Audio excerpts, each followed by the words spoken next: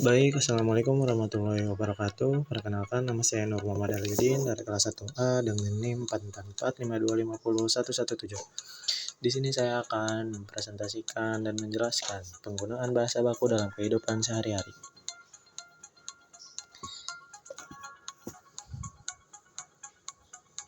Penggunaan bahasa baku dalam kehidupan sehari-hari ialah menggunakan kata-kata yang sesuai dengan kaidah bahasa Indonesia yang ditetapkan dalam Kamus Besar Bahasa Indonesia atau yang sering kita sebut KBBI. Terutama dalam situasi formal, seperti surat resmi, karya ilmiah, pidato, dan komunikasi profesional. Untuk menggunakan bahasa baku, perlu membiasakan diri merujuk pada KBBI, memperhatikan pedoman ejaan yang disempurnakan oleh EYD atau pedoman umum ejaan bahasa Indonesia PUEBI, serta menghindari pengaruh bahasa daerah atau asing dalam konteks formal. Selanjutnya, bagaimana ciri-ciri bahasa baku? Ciri-ciri bahasa baku sesuai kaidah, mengikuti tata bahasa dan kaidah penulisan sesuai PUEBI dan KBBI. Yang kedua, tidak dipengaruhi bahasa daerah atau asing. Tidak menggunakan kata yang merupakan pengaruh dialek atau bahasa asing, terutama dalam situasi resmi. Dalam konteks ini, kita menggunakan bahasa yang baku tanpa menggunakan bahasa sehari-hari, seperti bahasa daerah yang membuat bahasa itu menjadi tidak baku. Yang ketiga, tidak rancu atau berlebihan. Tidak mengandung makna ganda atau pleonasme, kata yang berlebihan.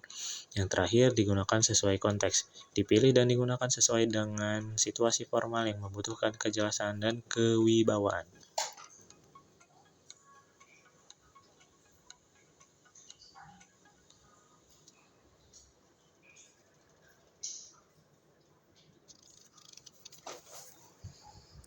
Selanjutnya, contoh penggunaan bahasa baku, kata baku, dan kata tidak baku. Seperti apotek, kata tidak bakunya apotik, berpikir, kata tidak bakunya berpikir, bus yang sering kita sebut-sebut sehari-hari, yang sering kita sebut, bis, ayo kita naik bis. Nah, kata bakunya adalah bus. Cabai, kata tidak bakunya cabai, sehari-hari kita menggunakan kayak membeli cabai. Nah, kata bakunya adalah cabai. Nah, yang keempat, capai, kata tidak bakunya adalah capek. Yang terakhir, cedera, kata tidak bakunya cidera. Kadang dalam kehidupan sehari-hari kita berpikir bahwa bahasa yang kita gunakan itu sudah benar. Tentu tidak, karena kita harus merujuk pada KBBI dan sering membaca. Selanjutnya, setelah ciri-ciri kata bahasa baku, kita cara penggunaan bahasa baku. Rajin membuka KBBI, menggunakan KBBI sebagai rujukan utama untuk memastikan suatu kata baku atau tidak. Perhatikan ejaan dan tata bahasa, pastikan tulisan sesuai dengan pedoman ejaan yang disempurnakan EYD atau PUEBI. Latih diri. Biasakan menggunakan kata baku dalam percakapan sehari-hari untuk mempermudah pengaplikasiannya di situasi formal. Hindari pengaruh bahasa daerah atau asing ketika berbicara atau menulis secara formal. Sadari dan hindari kata-kata yang terpengaruh dialek atau bahasa asing.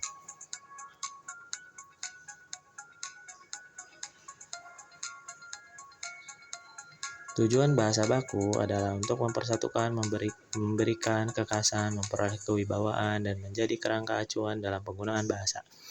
Bahasa baku menjadi alat pemersatu di antara keragaman bahasa daerah di Indonesia dan menciptakan identitas nasional yang kuat. Bahasa ini juga digunakan dalam situasi resmi seperti pendidikan dan pemerintahan sebagai pedoman yang jelas dan tepat.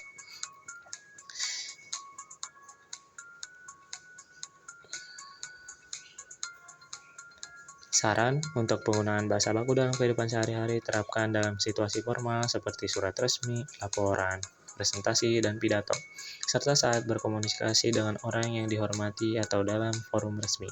Tingkatkan kosakata dan pemahaman tata bahasa melalui membaca, menulis secara teratur, dan memperhatikan ejaan serta kaidah penulisan sesuai kaidah yang benar.